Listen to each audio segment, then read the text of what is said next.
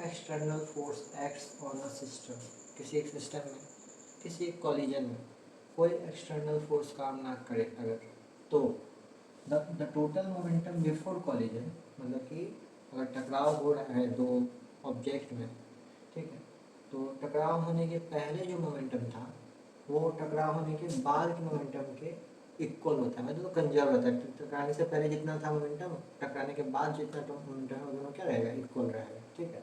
अब देखिए इसको कैसे समझते हैं।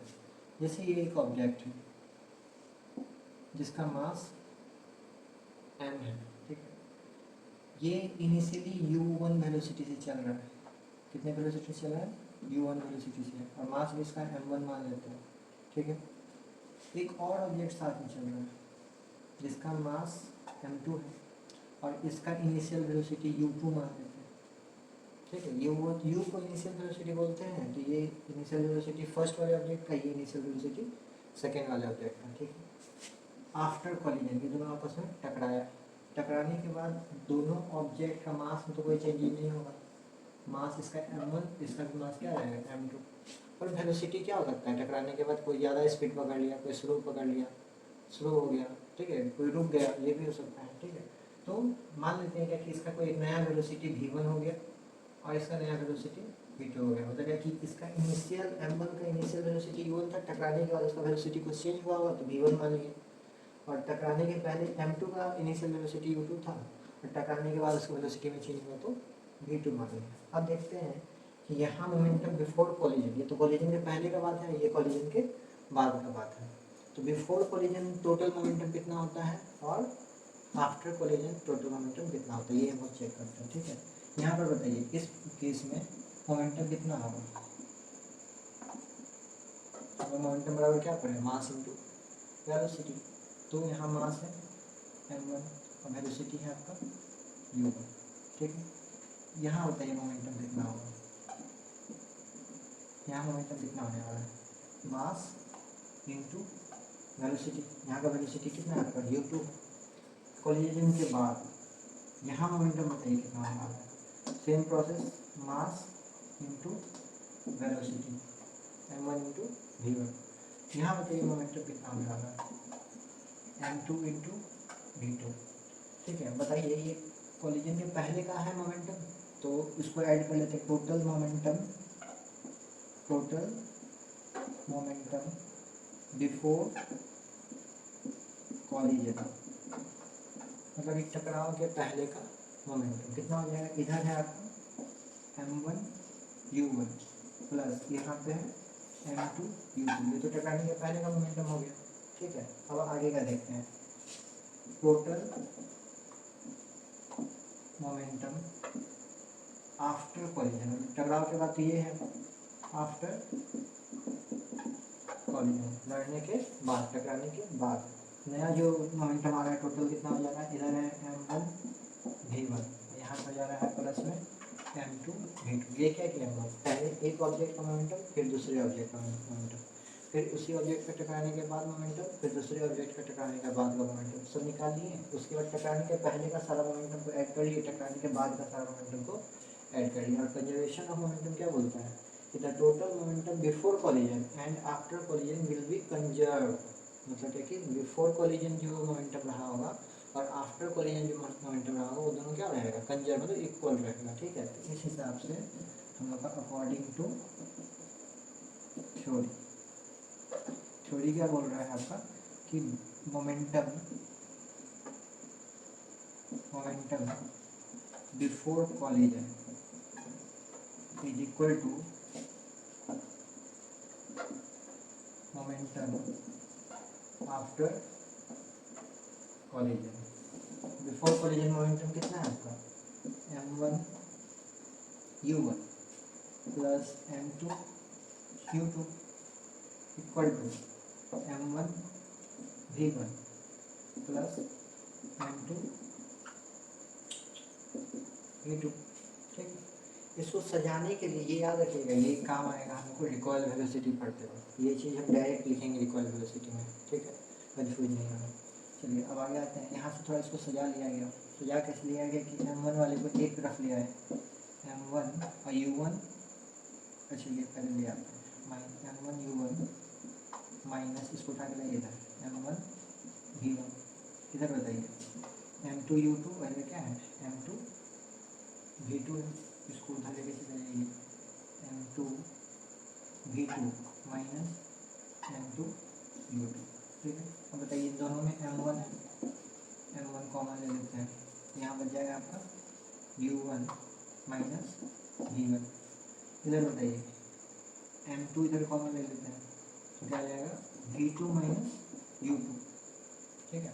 अब बताइए दोनों में हम लोग टाइम से डिवाइड करते हैं, दोनों तरफ कर सकते हैं, मैथ का ये रूल ही है क्या कि आपको जो भी चीज़ करना है दोनों तरफ कीजिए या ऊपर नीचे कीजिए, न्यूमरेटर डिनोमिनेटर, ताकि मैथ में कोई फ़र्क ना पड़े, ठीक है। तो इसी हिसाब से यहाँ पर भी हम लोग m1 u1 माइनस v1 इसको डिवाइड किए टाइम से, यहाँ पर भी माइनस कॉमन ले लिए तो m2 v2 माइनस कॉमन लेंगे तो क्या हो जाएगा u2 इधर आ जाएगा माइनस v2 हो जाएगा, इसको भी टाइम से क्या करेंगे डिवाइड, दोनों तरफ टाइम से डिवाइड कर दिए, ठीक है।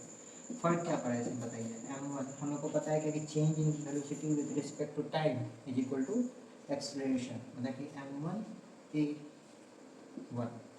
ठीक है, ये नया एक्सप्रेशन है और ये अलग एक्सप्रेशन होगा, फिर माइनस कॉमन है, ठीक है। m2 फिर ये भी तो है change in velocity with respect to time, इसको भी क्या बोल सकते हैं a2। अच्छा m और a मिलके क्या बनाता है फोर्स बनाता है, अगर m1 और a1 ले रहे हैं तो फोर्स भी क्या हो जाएगा F1, तो इसको हम लोग नाम दे दिए F1 और इसको नाम दे दिए हम लोग F2 माइनस में, ये आपका क्या हो गया एक्सप्रेशन हो गया। जो थर्ड लॉ को ये क्या करता है, third law of Newton's third law को क्या करता है क्लासीफाई करता है, every action has equal and opposite reaction, ठीक है। इसको उतार लीजिए,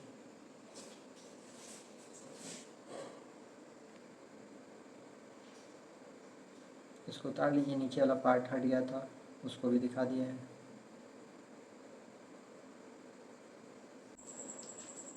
तो गाइस अभी हम लोग जो देखें कंजर्वेशन ऑफ मोमेंटम, उसका ये पहला स्टेप था, ठीक है। कैसे आया था ये फिर से एक बार देख लेते हैं। इसका क्या तरीका था क्या कि जब पहली बात याद कीजिए कंजर्वेशन ऑफ मोमेंटम क्या क्या रहा था कि before collision and after collision मतलब होता है टकराव, ठीक है। तो बिफोर कॉलिजन और after collision momentum will be conserve, मतलब कि कॉलिजन होने से पहले और कॉलिजन होने के बाद मोमेंटम क्या रहेगा कंजर्व रहेगा। तो वही केस यहाँ पर हो रहा है कि ये मान के चलिए ये बिफोर कॉलिजन वाला पार्ट है, बिफोर कॉलिजन वाला पार्ट है, और ये वाला जो पार्ट है आफ्टर कॉलिजन। कॉलिजन होगा तो दो ऑब्जेक्ट में होगा कॉलिजन, तो दो ऑब्जेक्ट हम लोग ले लिए, एक ऑब्जेक्ट का मास था m1 और दूसरे ऑब्जेक्ट का मास था m2, ठीक है। वैसे ही आफ्टर कॉलिजन में दो ऑब्जेक्ट हैं, एक का मास m1 दूसरे का मास, ऑब्जेक्ट का मास में कुछ कोई फर्क नहीं पड़ने वाला है, मास कोई चेंज नहीं होने वाला है, टकराने से पहले टकराने के बाद मास सेम रहेगा, हाँ वेलोसिटी चेंज हो सकता है। तो मास 1 वाला जो ऑब्जेक्ट था इनिशियली उसका वेलोसिटी मान के चलते u1 था, और टकराने के बाद हो सकता है स्पीड बढ़ गया हो, स्पीड घट गया हो, ठीक है, वेलोसिटी में चेंजेज आ गया हो, इसलिए नया वेलोसिटी v1 ले लिए। वैसे ही ऑब्जेक्ट m2 जो है मास जिसका m2 नाम दिया गया है, ठीक है, इसका वेलोसिटी है आपका u2, पर टकराने के बाद इसके वेलोसिटी में चेंजेज हुआ होगा, इसलिए इसका नया वेलोसिटी क्या हो गया v2 हो गया, ठीक है।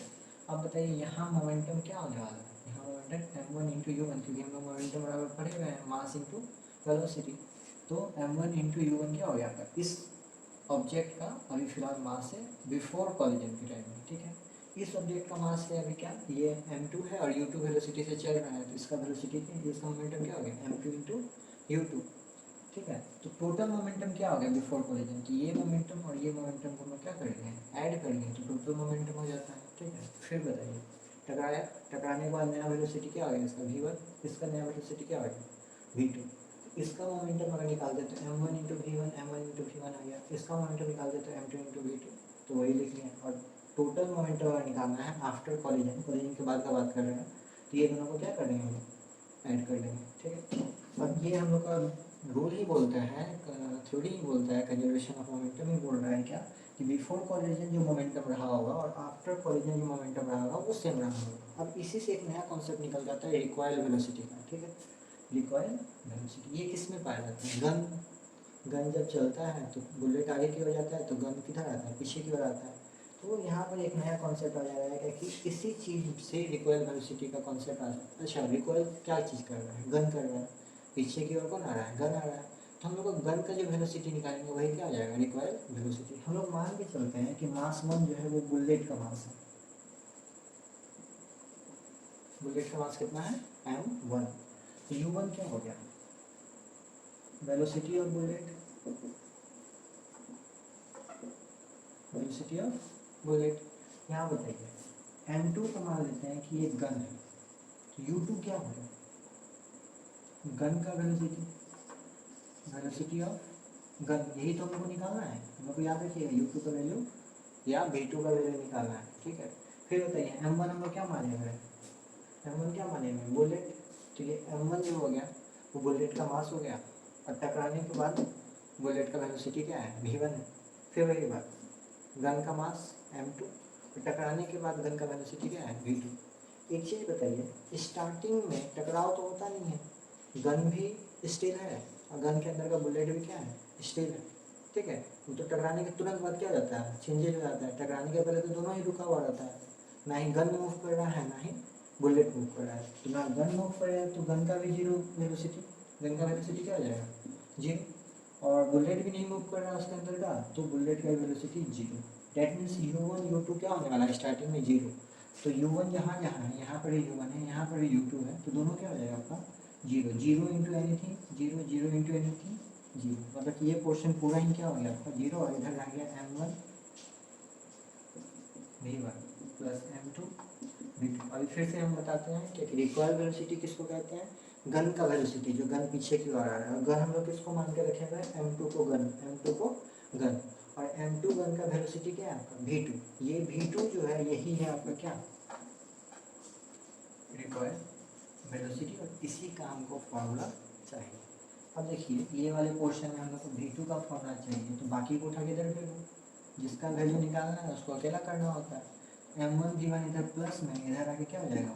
माइनस m1 v1, ठीक है, इक्वल टू, इधर बताइए क्या रह गया? m2 v2 वापस वहीं वही रह गया।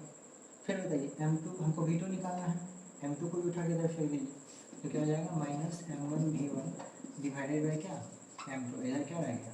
v2। इसी v2 को बोलते हैं रिकॉइल वेलोसिटी। याद रखें कि वेलोसिटी है, माइनस का साइन दिख रहा है, तो हम पहले ही बता चुके हैं वेक्टर क्वांटिटी उल्टा डायरेक्शन को माइनस से दिखाता है, ठीक है। तो यहाँ रिकॉइल वेलोसिटी एक उल्टा डायरेक्शन है, बुलेट आगे की और रिकॉइल वेलोसिटी किधर? गन किधर जाता है? पीछे की ओर।